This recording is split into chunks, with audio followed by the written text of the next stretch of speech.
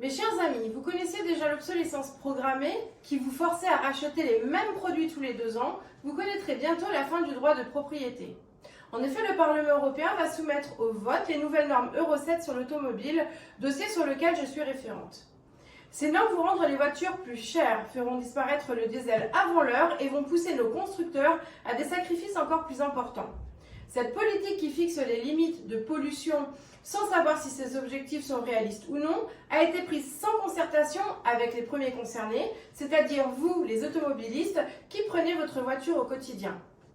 Cette politique a été décidée non plus sans aucun dialogue avec nos industries qui vont devoir réaliser des sacrifices encore plus importants et développer des technologies très coûteuses. Alors cette absurdité européenne va faire de la voiture un bien de luxe que l'on devra louer, partager ou emprunter à son entreprise.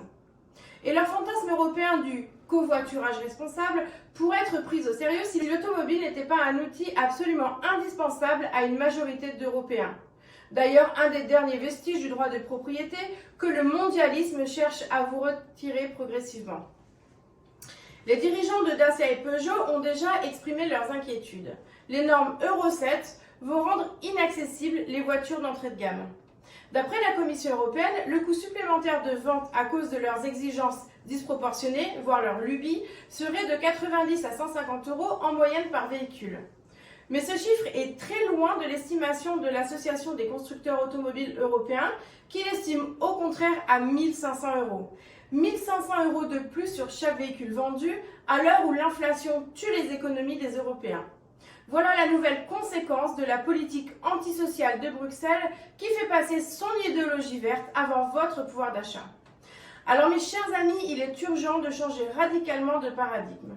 Face à la concurrence étrangère, donnons une feuille de route claire pour nos industries. Ne les enfermons pas dans le culte du tout électrique.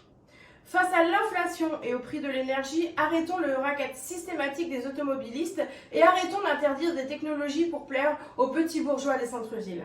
Ce texte voté à Bruxelles sera bientôt une actualité politique française.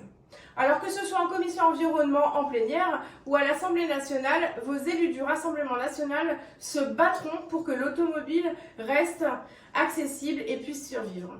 Je vous remercie.